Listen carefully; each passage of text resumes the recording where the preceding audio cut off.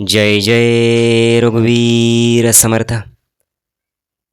श्री समर्थ रामदास स्वामी विरचित श्रीमत दासबोध दशक 17वा प्रकृती पुरुष नाम समास 10वा टोनपसिद्ध लक्षण नाम.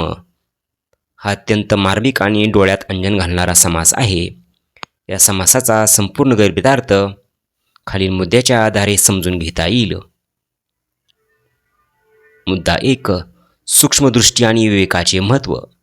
समासाच्या सुरुवातीला समर्थ, हटकेश्वर, पाताळ लिंग या कल्पनेचा आधार घेतात. ते म्हणतात की जी गोष्ट चर्मचक्षुंनी म्हणजे डोळ्यांनी पाहणे अशक्य आहे ती विवेक आणि ज्ञानदृष्टीने अनुभवता येते.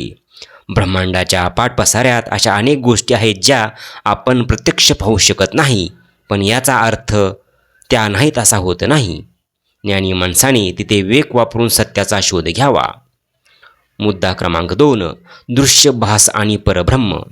समर्थ इथे विज्ञानाची आणि अध्यात्माची सांगड घालतात. ते सांगतात की जे आपल्याला दिसते ते दृश्य आहे आणि जे मनाला जाणवते तो भास आहे, परंतु या दोन्हीच्या पलीकडे जे निराभास आहे तेच परब्रह्म होय.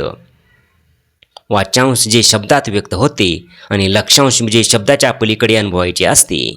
परब्रह्म हे निर्गुण आहे, पण सगुणाच्या आधारेनेच निर्गुणापर्यंत पोहोचता येते. आता टोनपसिद्ध म्हणजे काय? या समासाचा मुख्य गाभा टोनपा या शब्दात आहे. टोनपा म्हणजे असा जडबुद्धीचा माणूस ज्याला सारासार विचार करता येत नाही, ज्याला उत्तम आणि अधम, शुद्ध अशुद्ध, विवेक आणि अविवेक यातला फरक कळत नाही, तो टोनपा. समर्थ म्हणतात की जर तुम्ही सर्व अन्नाचे पदार्थ एकत्र कालवले तर त्याला चवच उरणार नाही. त्याप्रमाणे ज्याला गुणाची पारख नाही त्याच्यासाठी परीक्षा मूल्यहीन ठरते. जे लोक नाशवंत गोष्टीलाच अविनाशी म्हणतात आणि सत्याकडे दुर्लक्ष करतात त्यांना समर्थाने चोख प्रत्युत्तर दिले आहे. मुद्दा क्रमांक 4.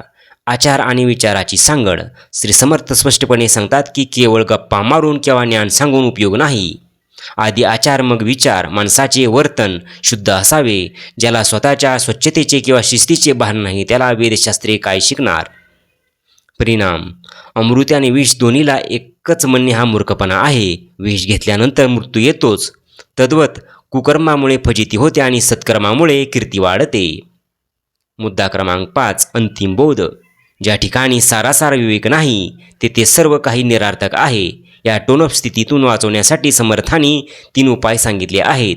संत संग, सज्जनाच्या सहवासात राहणे, सत्शास्त्र श्रवण, चांगल्या ग्रंथाचे वाचन आणि श्रवण करणे, उत्तम गुणाचा अभ्यास, प्रयत्नपूर्वक स्वतःमध्ये चांगले गुण बाणवणे. थोडक्यात सांगायचे तर या समासाचा गर्भितार्थ असा आहे की अध्यात्म म्हणजे आंधळी समता नव्हे. सगळे सारखे आहे म्हणून आळशी किंवा अज्ञानी राहणे म्हणजे टोनप लक्षण होय. खरा साधक तोच जो विवेक वापरून सार आणि असार का यातील फरक विचारतो, ओळखतो आणि आपल्या शुद्ध आचरणाने परमार्थाचा मार्ग चुकवतो. जय जय रघुवीर समर्थ.